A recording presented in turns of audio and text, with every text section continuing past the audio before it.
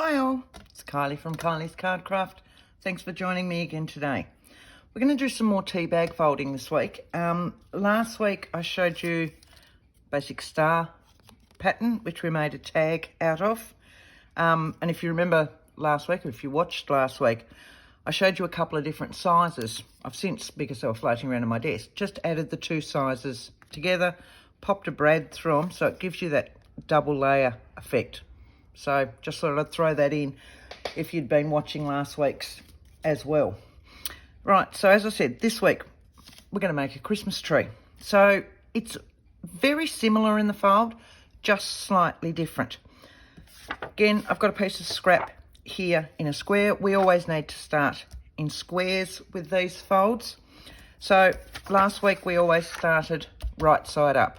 This time I'm going to throw a spanner in the works and we're going to start right side down. So I've just picked an old paper pad that's only coloured on one side, so it makes it easier to distinguish your right from your wrong.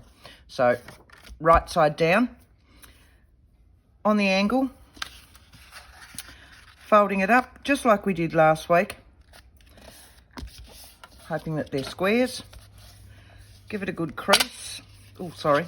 Open it back up. Go the other way and down, so that we've got our two folds in there now. Now we're going to turn it right side up, over on its edge, so no more triangles, but down on its edge, turning it round so that we've now going to fold back the other way. So we folded it that way, we'll open it up and we'll fold it that way. If you need to put me on slow motion, put me on slow motion. Sorry if I'm going too fast. All right. So what we've got now is our cross ones and our centre ones. So our cross ones, of course, went that way and that way. Then we turned it over and our sideways ones went one that way and one that way. So lift him up. You see how he sits into a slight teepee? So can you see how he sits up like that? All we're going to do with this one is take that corner to that corner and that corner to that corner. So last time we ended up with a square. This time what we've got is a triangle. So we're going to give them a good crease. And then here's our centre fold still. We're going to take this entire piece that sits off to the side, so your triangle will have two layers, and we're going to fold this one down onto that centre fold line from a distance, so I don't get my head stuck in the picture, sorry. Down, give it a crease, and then do the same with your other one. Straight down that line and down like that, so that the shape we're making this time is that, which technically will make our Christmas tree. Okay, smaller sizes. But what you can also do with this one is, if I just find, here we go. All right, it's another piece of this, but we'll show it white side up. If you glue these guys down, which is what we're going to do for our tree shape, and then you've got this. If you tuck it in there, what you've got is a lovely page corner. So yes, we're doing a Christmas tree this time because it's Christmas, and let's face it, everything's got to be Christmas. And I love Christmas, but you could do this out of any paper and pop on your journal pages. So if we've got it later on, when I do a smaller one, I'll pull out a journal and I'll tuck it on the page and show you. And there you've got these beautiful page corners. Now they can be glued in. They can just tuck over. We used to do these years ago, and we'd make cards. And I taught a class with cards, and then they'd have on the corner of the card that, so that when you gave the card, they had this as a bookmark. So they could take it off and then attach it to their book that they were reading. And it's just a little bookmark, which is why I always suggest just to glue these bits down, just to make it a little bit flatter. And then you've got yourself a little bookmark, or a bookmark in your journals, of course, or just a page corner. Okay, so they are a very easy fold, and you can do more with these ones than just the star. So with our Christmas tree, we need 5 squares. Doesn't matter what sizes they are, depending on the size that you're building your Christmas tree, but they need to be squares. The sizes that we're working on this week for this one, so you've got 1, 2, 3, 4, 5, is we will have a 3-inch square. I'll move that along a little bit. So a 3-inch square, a 2.5-inch square, a 2-inch square. Do you get the gist of where I'm going here? It's half an inch down each time. A 1.5-inch square, and then a tiny fiddly little 1-inch square. Now, if you've got punches, you can punch them out if you're worried about cutting perfect squares. Your trimmers do them so easily. But if you're worried, look at the squares that you've got in your punches. You might get a few more out of that. So we'll move these aside. We'll start on this one. Oh, and aren't these papers beautiful? I had papers set aside for this week's video, and then I had to go pick my son up the other day at, you know, one of those gaming stores. And unfortunately, right next door was Geelong Art Supplies. And in their window, they had ribbons. Yeah, I need ribbons like I need a hole in the head. But I went, oh, have to go in there. Went in and went, oh, they've got lace. I need lace like I need a hole in the head, but I did come out with some lace. But they had all these wonderful papers and all these wonderful origami type folding papers. Hang on, let me find the rest of them here. So they're a, I don't know, they're a slightly textured paper, but they're really soft. Really soft, and have the most beautiful Japanese ones and all these others. So I grabbed 2 to do these Christmas trees, because look at the gold in those. And this one, which I really didn't think was going to be that awesome as a Christmas tree, ended up looking like it had baubles on it. It's surprising what you look at and what they come out at. So, you know, don't fret when you see something. Give it a shot. Just give it a shot. You'll be surprised once it's in its finished form. And they're so soft and easy to fold. So I'm not concerned at all about folding my little 1-inch square. Right, so this time we're going right side down into a triangle. And always remember to crease them as you go. It just gives it a really nice firm crease in there so that everything will sit correctly. So back down to our triangle the other way. Now this time right side up. And edge to edge. Creasing. Right side up. Edge to edge. Right, so remembering we've given it its little teepee, we'll go corner to corner and corner to corner. Give that a nice sharp crease, which gives you this top little point. They are a bit hard to see your fold line with these papers, but they're there. Can you see that? So what I want to do is just come down on that fold line. If you find it's a little bit hard, lift up this side so that you can see the shadow of where it actually is. We want to run down there. There's one. And then this one, of course. Sorry, I'll turn it around so that you can see hopefully what I'm doing. And this one is going to run down there. And there's our shape. But don't they make the most beautiful little book corners? Right, so there's our 3-inch. Going down to our 2.5-inch, right side down.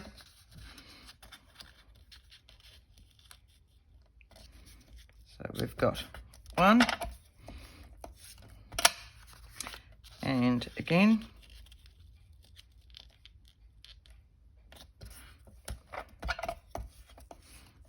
And this time right side up.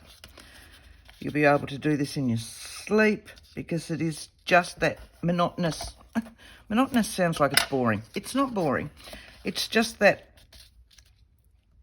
I don't know how you'd put it. You're just on rote. You know, you can just go and go and go.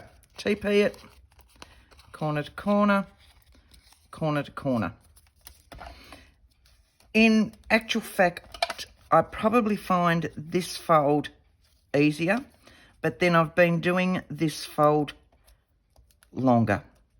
As I said, we used to run classes with the book page corners years and years and years ago. So this one is one of those ones that, yeah, I suppose is just, I can do it in my sleep and it just bang, bang, bang, bang, bang. So down to our 2-inch, right side down. It's just such an effective little fold. There are so many wonderful little folds out there. And it's just a matter of looking at them to what you can make them into. Right side up.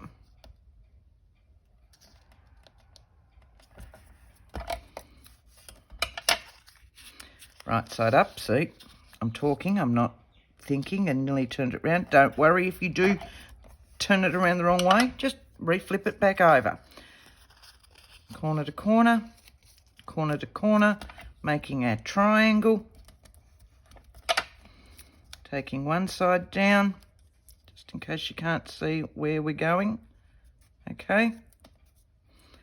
Taking the other side down. I'm hoping I'm close enough. I have dropped my camera down, which is why I'm so concerned with sticking my head in it. But yeah, so can we see that? All right, second last one, right side down, corner to corner. Don't know if you can hear the wind whistling through my front door today. We've had so much rain lately. It's not been funny. Well, today we've only had one or two showers, and the sun is now shining and it looks lovely as long as you're on the inside of the glass. Outside it's cold, it's blowing a howling gale, and when it comes from the southwest like it is at the moment, it finds every spot under our front door. Give that a nice little sharp push up there so that you get that corner right up there. All right, so we're starting to get fiddly now because we're down to our 1.5 one, but in this paper, it makes it so much easier. Your rice paper, oh, they look beautiful in that. Now, I'm going to turn that around that way. I'm a righty, not a lefty. The rest of my family are lefties. My daughter and my husband are lefties. Myself and my son are righties. So I need to just turn them around. Sorry if that's confusing you. Right, here's our little 1-inch one. You'd think it'd be really hard. But with this sort of paper, it is so easy. 1.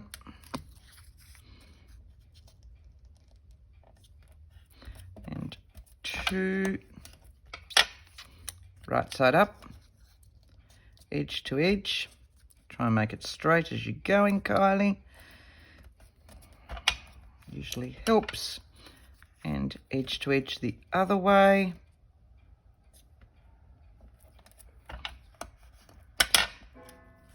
That's our little TP. Corner to corner, tuck him in, corner to corner. We've got a really tiny little triangle. And now we're just going to fold these ones. There's only a very tiny little fold on it because this is the top of our tree. Look, you can go any size you like. I find that these sizes, so from 3-inch down, make a perfect size for journal cards. But, you know, you could do it on a large tag and do more. But remember, So this is our largest one. This is 3 inches, which will give you, okay, so you're still looking at your 3 inch. So if you've got a 4 inch wide tag that you want to fill all of it, or if you want it front on a journal, whatever your widest point is the starting point of your square, if that makes sense. Right, so you can see how they sit up.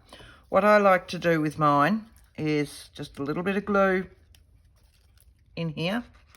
So if I set that up, doesn't need much. And then I can push that down and it holds that bit down. Fold him over, do the same on this side. Depends on the depth that you want on your folds or on your tree. Okay, so I'm going to do that with all of them. So just a little bit of glue down there, doesn't need too much. And this this paper, because it's almost a fibrous type paper, a little bit fluffy or furry to the feel on the back of it. It doesn't take that much glue to hold. It's really, really good for gluing. Alright, so I'm going to have to go back in there this week, of course, and go crazy with all the other colours that they had in there. They were just so beautiful. And I've got a Stamperia Vagabond, Serve Vagabond, one of their latest ones, the Japanese one, here, that's been sitting here waiting to be done into a journal. That one, just in the 8x8 paper pad, but it's just the backgrounds one that I've got. And I can see some of this just adding to it beautifully, some of the papers that they had down there. So, you know, I might have to get them now. I probably won't start it until after Christmas. Got to get all the Christmas stuff done. Here's our Whittle Baby one. But, yes, I will have to go down and get some. Oh, it's just beautiful. You know, they had a whole wall of them, and it just went down the wall, and it was lovely. Oh, you know, there's just something about paper. Can't explain it, can't help it. There's just something about paper, and half the time it'll make me go weak at the knees. Right, so there's all our little guys, like so. So you can see with these ones, I've ended up sticking them down there as well. So it still gives me a little bit of texture, but at the moment you can see that they're sitting up like that. You might want that. So when you start putting this guy together, start on a straight line on your grid, and then you'll glue in there, and we'll glue that in a minute, and then tuck that one into that one. And again, I use my grid so that I've got my lines for my tree, but they're going to go in there just like if it was a book page one. So you can see if they're not, I'll just sit all these in. See how much dimension it gives it when these front ones are not glued in. Don't get me wrong, it still looks nice. It's still something different, okay? But for me, my journals are gator-mouthed enough as it is. To add that much more bulk would, knowingly, would just be ridiculous for me. So for me, I like to put them down. Sorry, just a quick mouthful of my coffee. Right, so a little bit of glue on each one of these. And again, I do it on the flap, just in case I've got a gap when my flaps close. I don't want the glue to ooze out of there. So over and over. Look, they don't take long to glue down, these ones. So next size.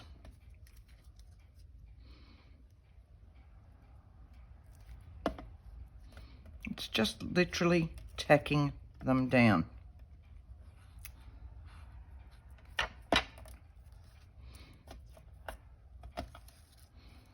One, two, oh, there it is. Thought I'd lost one already. That little one is easy to lose. So that's where bright colours come in handy. Right. You can see I'm not putting that much glue on them. So if I hold that up, lift that flap over, you can see I'm hoping you can see that. Okay, that's about all the glue that I'm putting on there. A little bit on this one. So it's only very lightly on, and then just give it a push.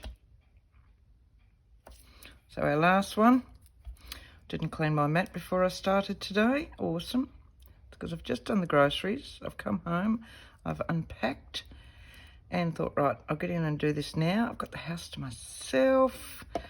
So I just sat down and literally put up the tripod, put in the camera and started. Hence why I'm still drinking my coffee that I purchased while I was doing the groceries. Right, so bear with me. Let's have a look over here.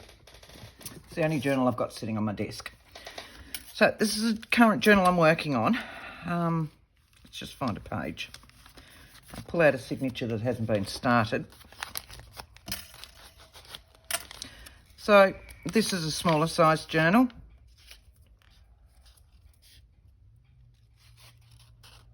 Look at that.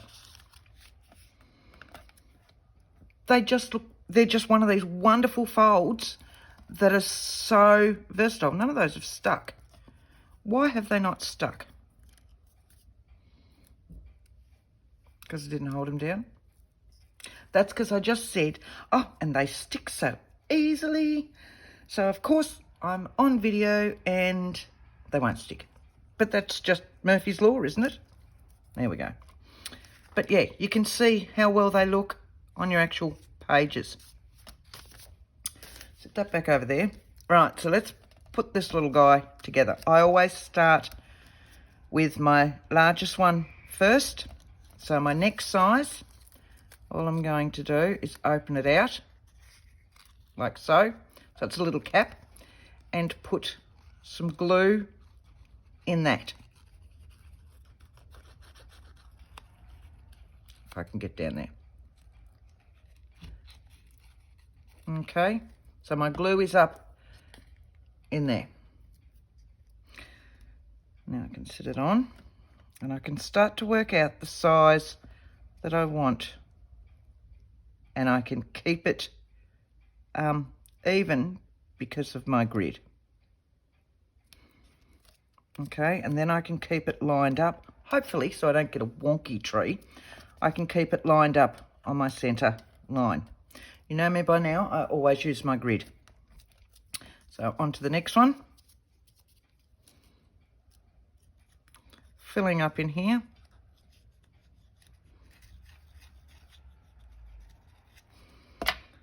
So because I've filled it up, it's opened it out nicely. Okay, which means that I can slide that over, work out where I want it, even it up nicely, kind of.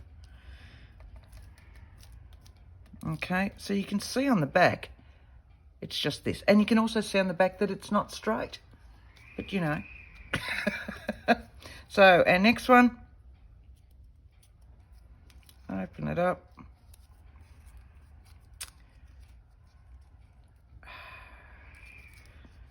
Right, there we go. I had a little bit of glue down there. So open it up, fill it in, both sides, front and back. See, they're getting fiddly. The smaller they get, the fiddlier they get. So sitting that back on a grid. Setting that on a grid. I'm going to go a little bit higher, making sure my point is there. Now, these ones I've actually got joined together closer by the look of it. You can, you know, stretch your tree out. You can squash it up. Each time I do these, I've done a couple of them this week to put in various things as well. And each time I've done them, my trees have been a different size. Not that way, but up, you know, top to bottom. Okay. So there's your tree. Let's see how much different it is. It's a little bit shorter, but not that much. But that's all right. My star might fit in. So, and would you believe it? I actually like the bauble one better. Yet I saw that, and that was the one that I went, oh, that'll make such a perfect Christmas tree. Right, so very quickly, what are we going to do with our tree now that it's a tree? We're going to make a journal card. So, again, and I've just gone to my scraps box. It's manila folder, cut down. Already done that manila folder. You can still see the bits from the manila folder there. And I've just put just a piece of paper pad on it. Same with this. None of these are Christmas. I've literally just gone to my scraps box. Right, I've got one Christmas bit here, would you believe? Whoops. So I've just literally gone to my scraps box and found just little bits. But, you know, they're all sorts of little bits. I love these little squares. So just little bits I like to tear with my ruler, which gives it a slightly torn shape, but not fully torn. And I like just these little bits. They're lovely. Look at that. See, things like this work a treat. I'm just bits and bobs. Oh, ribbon. As I said, I literally just went through it all. So I'm going to put that in there. And we'll very quickly just... It's a slight collage. It's not a full collage. I don't collage as a rule. I love it. Love the look of collage. But it's one of those things that I find I have difficulty with. We all have something we can and can't do. I'll use that. And collaging, and I know I'm just being, get rid of that glue. I know I'm just being too hard on myself. And I'm sure they come out fine. But I look at other people's works and I love their collage and I do mine and I go, yeah. Probably because I put too much thought into it. So I've found a way of collaging to use up all my bits and pieces and my scraps and everything else, but not collaging, if that makes sense. So I'll just do bits. That needs cutting off down the edge. And I want to leave a section for my tree in here anyway. So none of these, as I said before, are Christmas. Oh, I do have that one, and I want to put that in actually. So let's have a look. That one could have been a bit of Christmas sheet music. So I really like that. That's a Tim Holtz stamp. And I tend to have it stamped on coffee paper just to tear up, to use little bits. Says me who doesn't collage, but you know what I mean. I'll just get rid of that bit.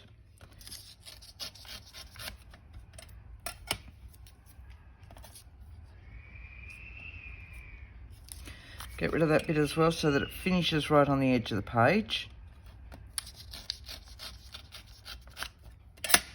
I've got a, oh, sorry.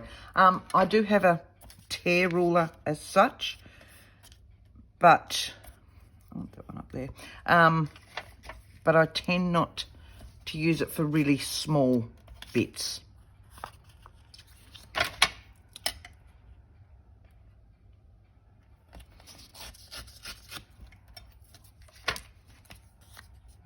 Move that. See, I wasn't going to do that, was I? There you go.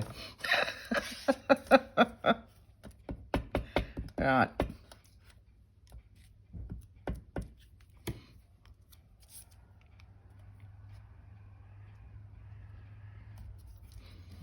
Do it now. Put this one in now.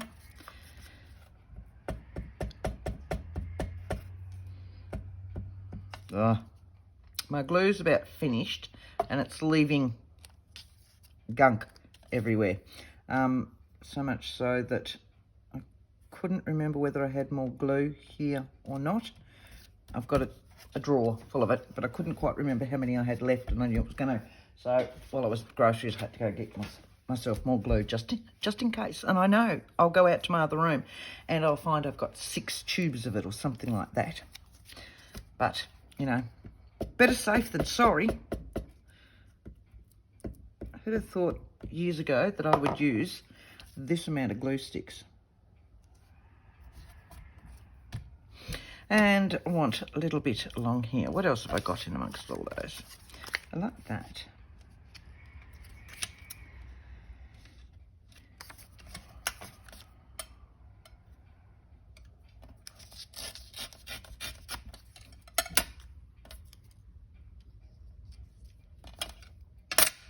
Right, let's do that one. And that can be our collaging when we're not collaging. Yet I can do masterboards. Work that out. I love doing masterboards, and because I don't think really, I'm just filling. And so when I do a masterboard, I'll do them and then I scan them, and I'm just moving that up. And then I'll cut them into all sorts of different things, and I love them. But when I'm doing just a little bit for something, there's just something about my work, and I'm very hesitant to do little bits of collaging. So that's that. What we're going to do here is just go around the other edges because it was already edged. So now I need to just go around to my collaged bits. And there. Right. So now we're going to adhere our tree on. I want room for a star, and I need a star. Now, I found it was easiest. I had a really old, really old, you can see how yellowed it's got, Carl Star Punch. It was the only star one I had. And again, you know, some of this lovely handmade papers, I'm just going to go over there so it's not quite so noisy when I punch that. Sorry, I should have had that punched prior. There we go. So here's my star. So if I sit you up there, my tree can be about there, can't it? Just so I get a general idea of where I need my tree to be. I want to give it a good lot of glue this time. It's all on these flat back pieces. Don't want to glue these ones, which are our fronts. So again, I'm a righty. I need to go to the side. I go down there. Gives me room for my star, my straight. Now, I also found, and it's just a paper star, but I wanted to give it a little bit of dimension, so you can see how there's a little bit of dimension in that. So I wanted to give it just a little bit of dimension. So what I used was some foam adhesive. Now I've got some little ones that are just dots, and they're like a mil. I don't know what that is in inches. I have no idea. But they're just a very thin foam, which just gives it a little bit of layering. But for things like this, I like these because I can add one on top of the other and give myself just a little bit more, so that when I adhere this on, and I'll sit my star in there, see how my star is just a little bit raised.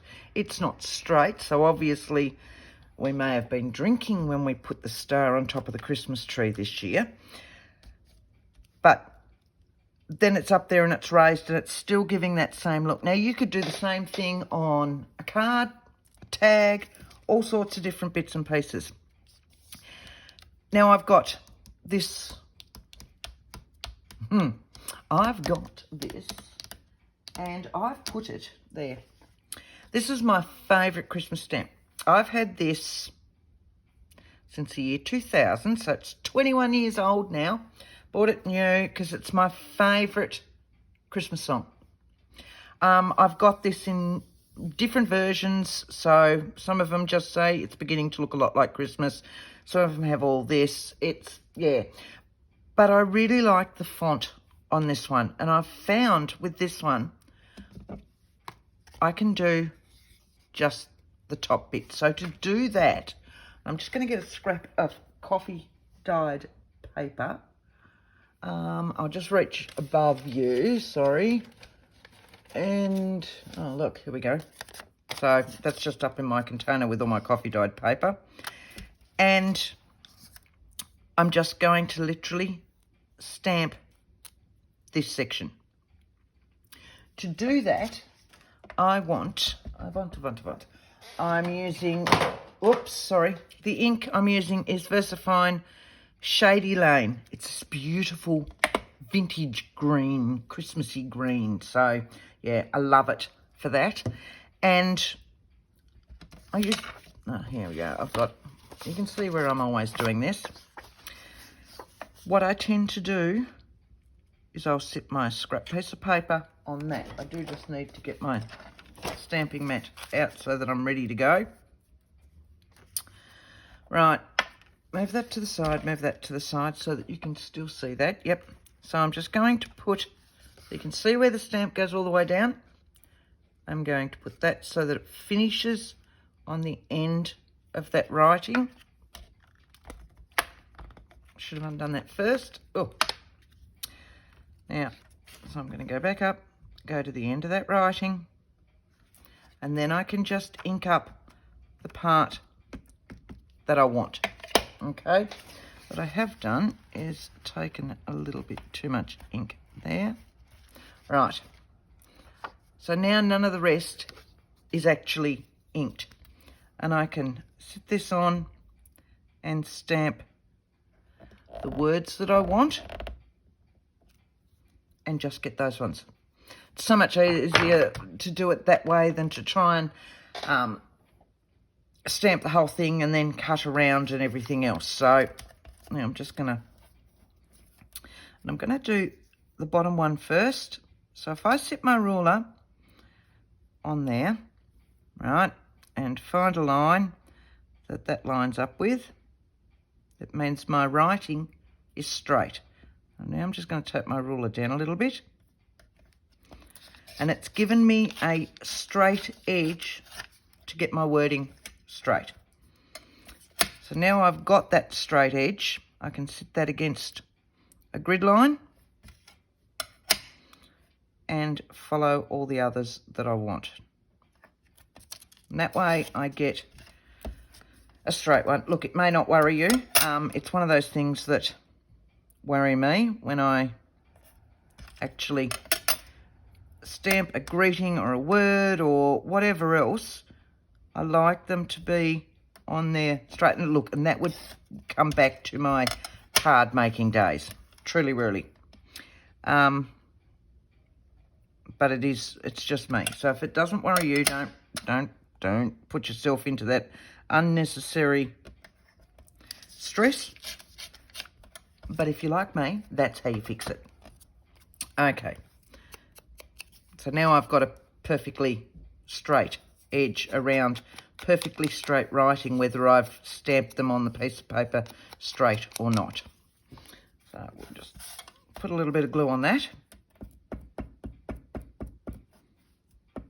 Oh, that glue's so gunky.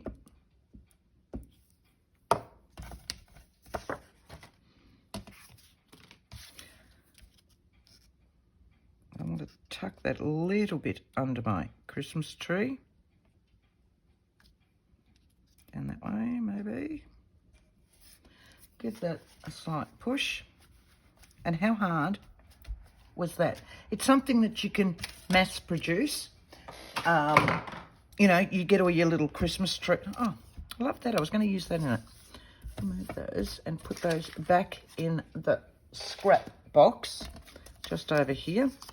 All of them, including these ones. How sad am I? Right. So, how nice and easy were they? So they're our tea bag folding. I hope you've enjoyed the 2 really easy little tea bag folding sessions that we've had. But all in all, my favourites are the Christmas trees, which is why I left them till second. Because, as I said, I love them as a Christmas tree and I love them as the book page corners. So go away, have a shot at doing them. You'll find that they are so easy. If you have enjoyed these 2 sessions on tea bag folding, don't forget to hit like, subscribe. Thank you so much to all my subscribers. This has just been beyond my wildest dreams. So thank you all, guys, and until next time, bye.